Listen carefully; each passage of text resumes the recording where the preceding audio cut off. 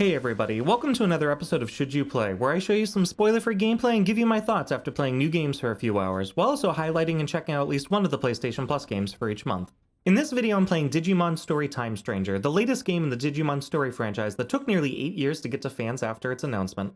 Hacker's Memory was actually my very first Digimon game, and while it wasn't perfect and it had a lot of rough edges, it was still an enjoyable game. Since then, I've played a couple of the other Digimon games, and after playing about a third of the way through this one, I think that Time Stranger may be the best game in the series, with there still being some obvious room for growth though, so let's just talk about it. A story about the natural laws of the world is about to begin. The plot of Digimon Story Time Stranger follows a silent protagonist from a mysterious organization that investigates anomalies around the country, usually involving Digimon. After a cataclysmic event takes place, you find yourself thrown back in time by 8 years, and from there you essentially find yourself attempting to rewrite history to prevent a massive war from breaking out in the future. You've traveled through time into the past. The narrative here is mostly self-contained, so you don't need to have played any of the other Digimon games to understand what's happening, though having a general understanding of Digimon will certainly help. Compared to Hacker's Memory, I think that Time Stranger has the stronger story, and I found myself caring about what was going on a lot more, but I do think that there's still a few areas for some fine-tuning. One of the biggest drawbacks to the narrative is that your playable character is silent, and it really pulls the emotional weight out of certain scenes when your team turns towards you and you're just flapping your lips without actually saying anything.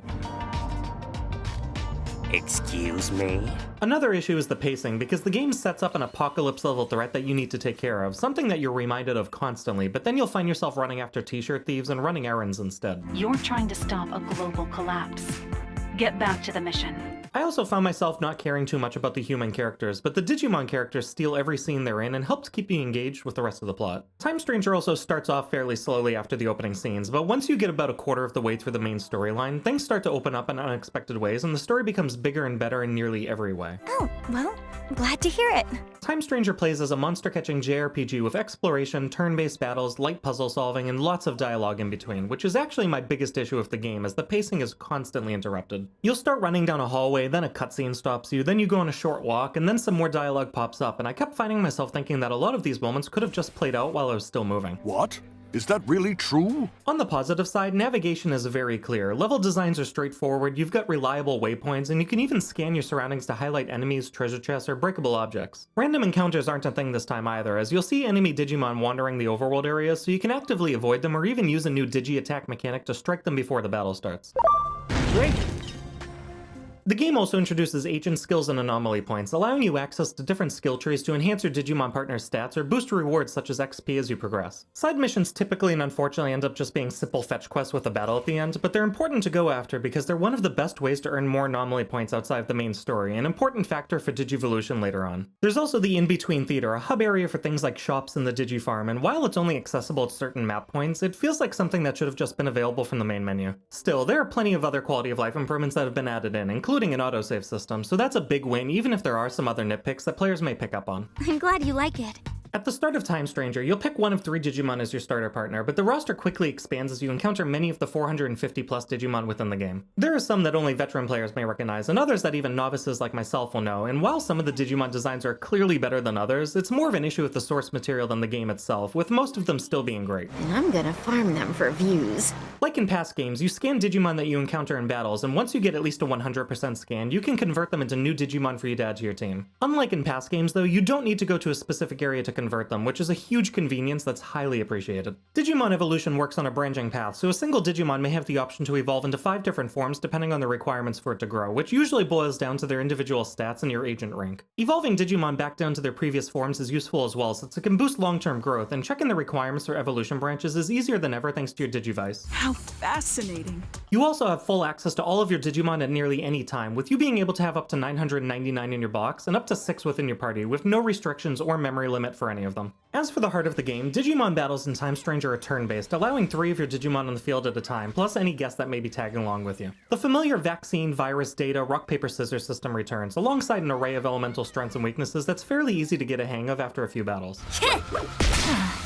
The game also has a few different difficulty levels that you can switch between at nearly any time, including Story, Balanced, Hard, Mega, and Mega Plus, the latter two which can be accessed post-game, but there's a lot of flexibility to make things easier on newer players. Even playing on the Balanced difficulty, Digimon Battles can be tough, especially when it comes to the boss fights, but if your team does happen to get wiped out, you can retry the fight again, lower the difficulty, or reload from your last save, which is a great quality of life touch that can save players a lot of time and frustration. You can also heal your team outside of combat by standing completely still for a few seconds, and the combat itself has some useful features like auto battle and speed multipliers if you're trying to grind out some more experience or scans. All that said though, battles usually aren't too difficult, and as long as you're keeping your team balanced, there aren't too many moments where you feel like you'll need to train or grind a bit more before trying again. Is that clear, Agent? Time Stranger offers a massive visual improvement over Hacker's Memory, but there are still some issues, even if most of them are nitpicks. NPC crowds often lack any real detail, and you usually run into the same character models over and over again. Some interactions can also feel stiff with little movement happening outside of the main characters, and while some Digimon still have low-resolution textures on their bodies, they look significantly better than they have in past games, especially when it comes to battle animations and character detail. Unidentified flying kiss! The digital world fares much better overall though, with the world feeling much more alive, detailed, and distinct compared to the more sterile look that the material world has. Dungeons also benefit from a lot of visual variety, something that was a bit of an issue with Hacker's Memory, where assets were being reused and recolored rather than presenting new designs. Time Stranger is also the first Digimon game in a while to have an English dub, which is great to see, but there are still plenty of interactions that aren't voiced, and there doesn't seem to be a clear pattern to which ones get voiced and which ones don't, outside of the more detailed cutscenes at least. I don't really get any of that. Music is pretty great overall, offering a good mix of genres throughout the game, and the voice acting for both the English and Japanese voices are good, but as far as sound design goes, that's actually one of the weaker points. It's not something that's a massive deal, but outside of cutscenes, you'll notice that there's very little ambient noise outside of your own footsteps. Crowds are strangely quiet, and moments when dialogue tells you that your characters can hear something that you as the player can't often fall flat because the audio feedback just isn't there. That's a big sluice gate. I can hear water.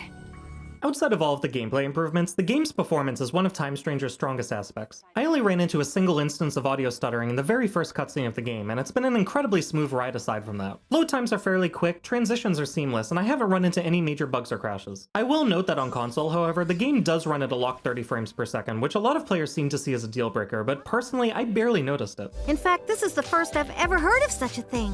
Not every game needs to be running at a full 60 frames, and if a game like Bloodborne can be as beloved as it is at 30 frames, then Time Stranger players will be fine as well. Yeah, I figured you'd say that.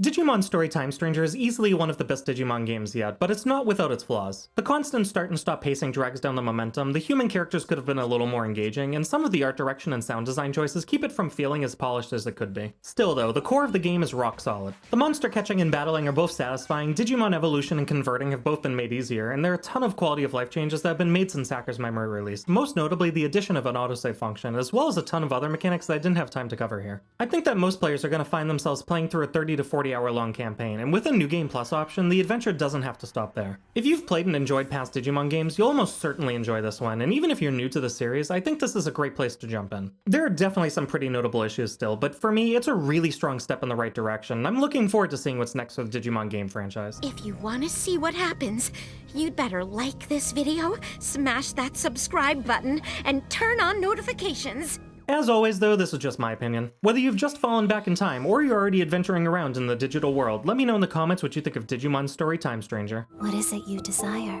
Thanks for watching, and I'll see you guys next time. Plastic blade! Enemy darts!